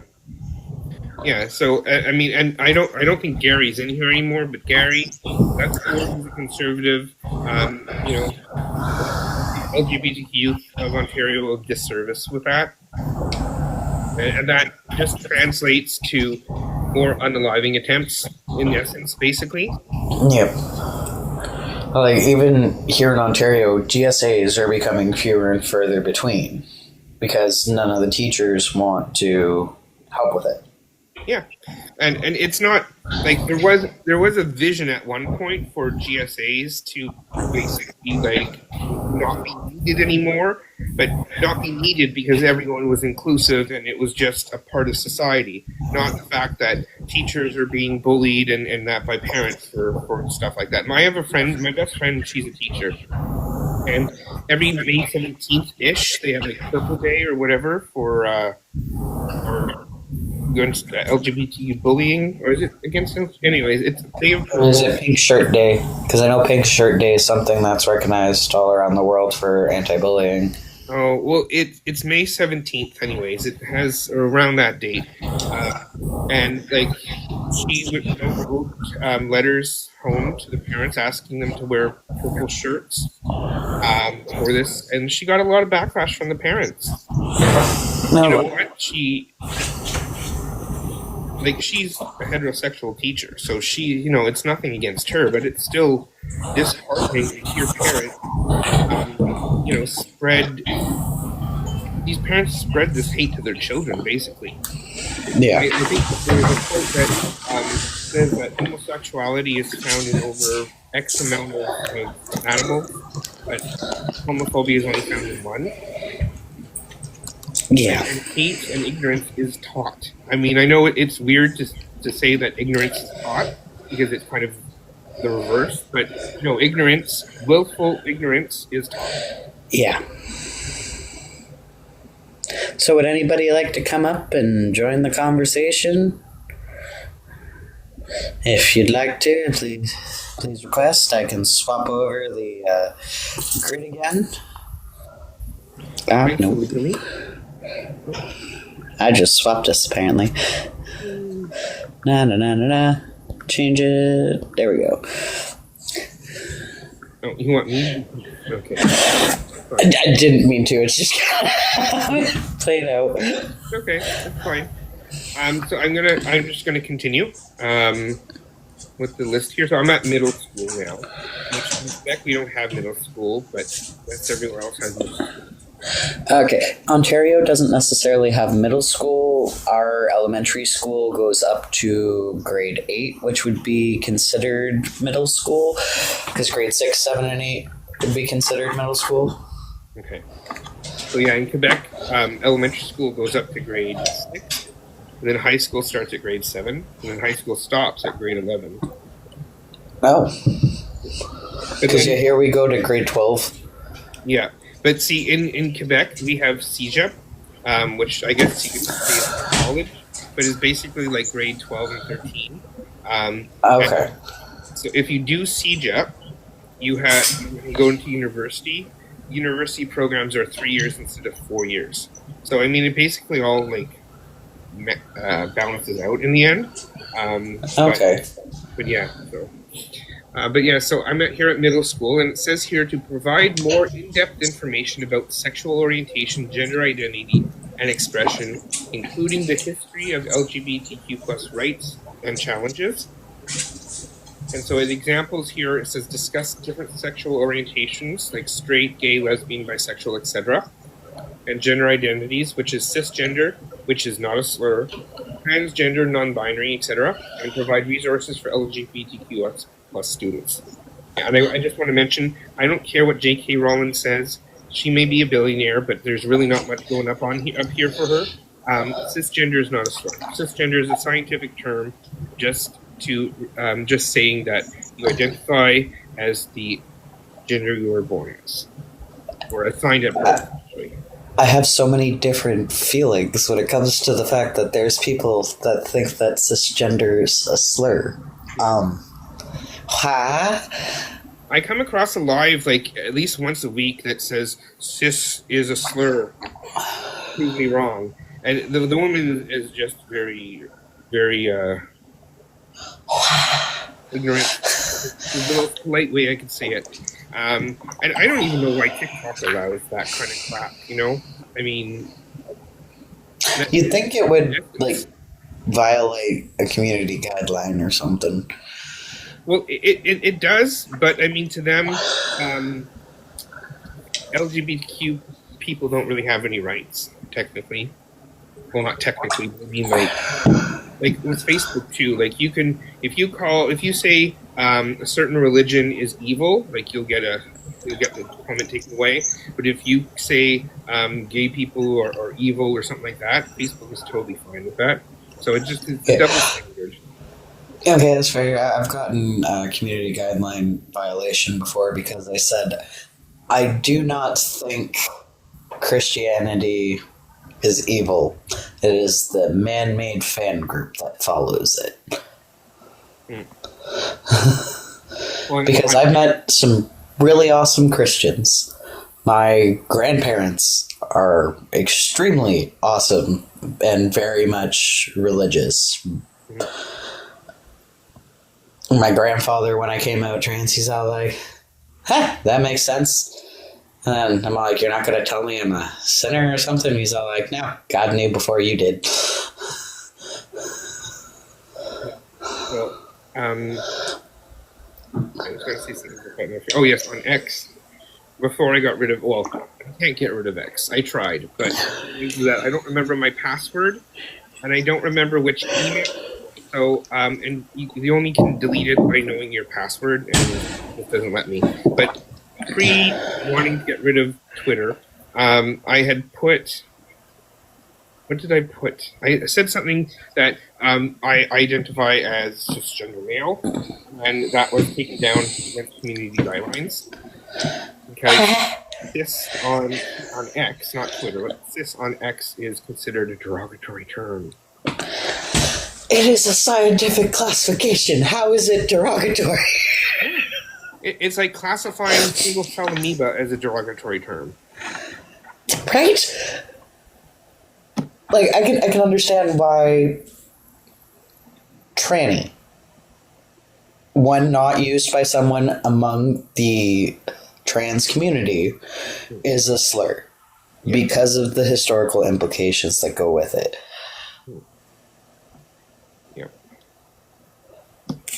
But cisgender, all it means is you identify with the gender you were assigned at birth. Yeah. Well, those are just some examples of how the corrupt politicians are trying to force their agenda down their throat. I mean, they're all saying we're trying to force our agenda down their throat. We're just trying to exist and create a safe space for youth, where they're trying to ram down their political agenda down our throat. And I've noticed that a lot with the right. Anything they accuse us of doing is what they're doing. Yeah. Well, that's her whole playbook. It's like, and that's what the mustache man in Germany would do too. Like a lot of times, he would have his men go to meetings, for like communist meetings or socialist meetings or whatever and start fights. And then they had influence in the media, so they would have the media write articles on how the communists and the socialists are the ones that are starting the fights and, you know, being violent, etc. But it was really them. Yeah. Anyways, it is what it is. There's 5 minutes left, so just a couple of things before we end the live. I want to talk about, again, you can click on the heart to join the team. See, I remembered. And down there to subscribe the star. And tapping is clapping, and sharing is caring. So, I mean, if you support the Beaver Network, which now we're called the Beaver Network, you support us, you know, sharing is caring, tapping is clapping. We have a gift goal. If you can, you know, send gifts. Obviously, I know not everyone can. And I just also want to take a moment to say there are other shows every day of the week on the Beaver Network.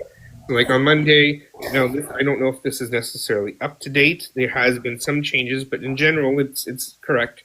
But Mondays we have Veteran Affairs with Salish Warrior, and Indigenous Matters with the host is Treaty 6 Birder. Tuesday we have News Hour with the host of Frontline Feminists. We're all amazing, but like Frontline Feminists has, like, I don't know, all the facts down packed. Then on Wednesday, we have the Mossy Side with the Progressive Moose. I don't think he's in here now, but he was at the beginning of the show. His show is amazing as well. Thursdays, there are 3 shows. Finding Your Own Damn Way with the Missus, who was up before chatting with us. Truth Through Discourse, which is Miss Radical and Frontline Feminist. And last night, actually, there was a great live. We had a good conversation. We had a conservative voter up chatting with him. But you know what? You can catch the episode in a couple of days on YouTube, because we're all on YouTube now. Then there's a late night show on Thursday night called The Purple Crayon with Pixie Lee. No, it's Late Night with Pixie Lee. They haven't updated the show list. That's what I said. Oh, it's late night with... Oh, I called okay, it's Late Night with Pixie Lee. So Late Night with Pixie Lee. So don't watch like Jimmy Kimmel and all that. Come to TikTok and watch us, because we're more into entertaining. And we're Canadian. Friday, we have The Rainbow Connection. 12:30 a.m. Not 12:30 a.m. 12:30 p.m. Eastern. 9:30 a.m. Pacific. And we're the hosts. Yay. Then there's tonight at 9 p.m. Atlantic Standard Time. Oh yeah, 8 p.m. Eastern. We have Polity Talk with Frontline Feminists, and actually Miss Radical too. Miss Radical is a co-host there as well. And then Saturday we have Breaking the Dam with Jana, and then Radicalize with Mr. Radical. And Sunday we have The Undamned with Zen and Urban. And Zen was in here earlier. I don't know if Zen's still here, but Zen was on here earlier. And then the last show of the week, if you go from Monday to Sunday, it's A Damn Happy Life with Happy. Yeah. So, and like I said before, all these shows are usually uploaded on YouTube. May take a couple of days to get up there, but you know, if you miss the beginning of the show, you can probably go. They're generally up on YouTube within a day or two. Yeah. So, just to, I guess, start to end, do you want to do a final thought? I think it's very important that we continue to have these conversations and continue to educate people when it comes to the 2S LGBTQIA community, because it's the only way that we're going to combat the hate and the misinformation that's spread.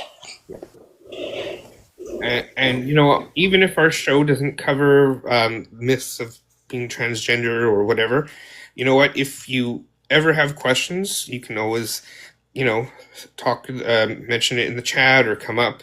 We're not going to, like, you know, if it's not on topic, that's fine. Or even if you just want to send like Beaver Politics a message, and ask a question, we'll respond. Maybe not right away, but with give us a couple of business days. But yeah, like we're more than happy answering good questions that are asked in good faith. Yeah. So for me, just want to. Oh, were you finished? I'm sorry. I don't mean to. You're good. So what I want to say is, first of all, there's lots of misinformation out there about being transgender and what's happening to trans kids.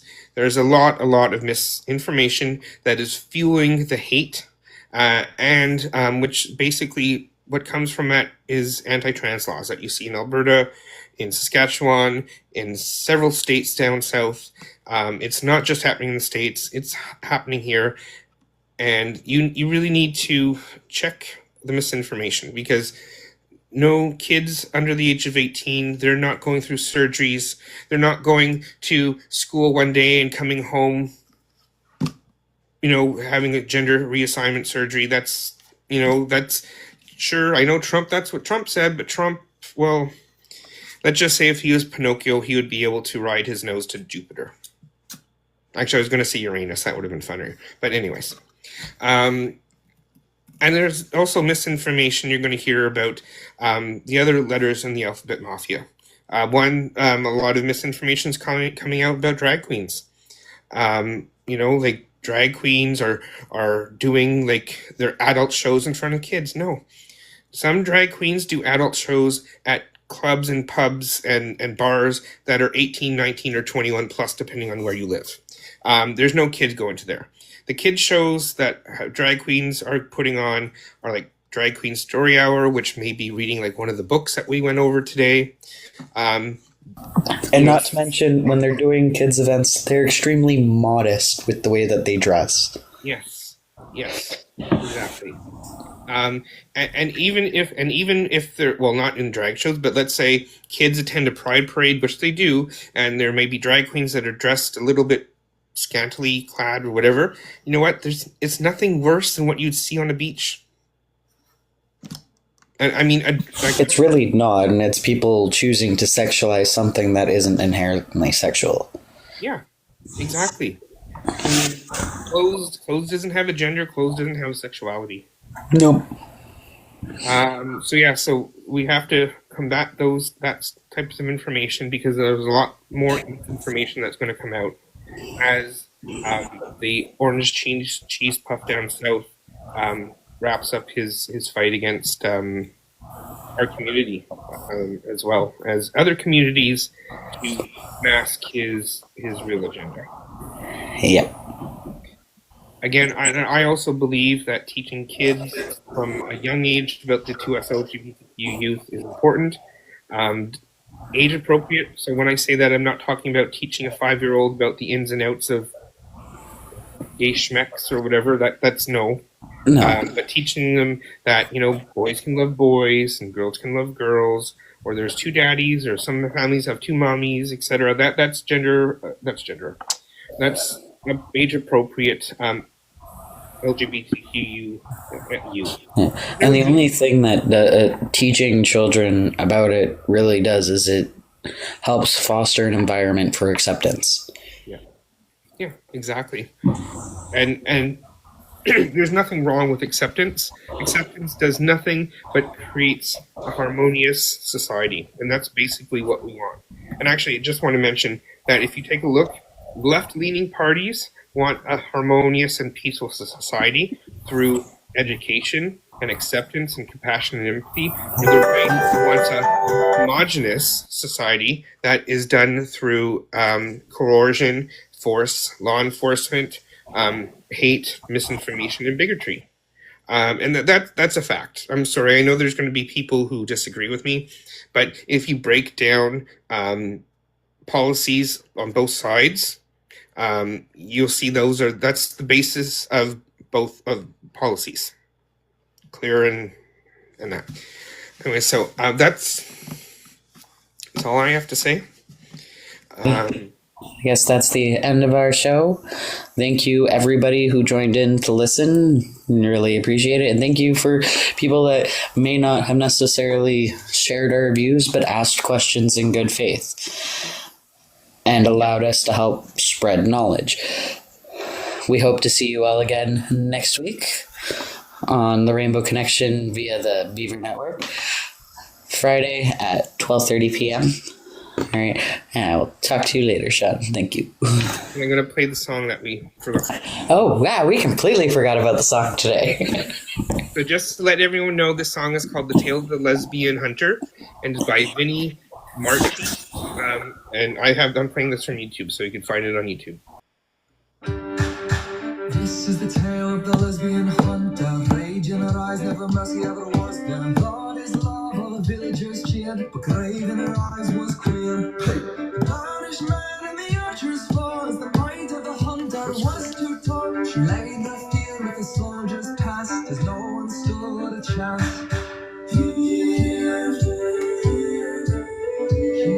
Here comes the hunter with a terrible quest to banish their pride with a pain in her chest. This is the tale of the lesbian fight, and nobody else did a challenge or spite her. But there one night in a tavern's light, the next victim in sight. Her name was Rose from the elvish lands, the hunter's sword in both her hands. And just as she let her sword rise, she looked right in her eyes.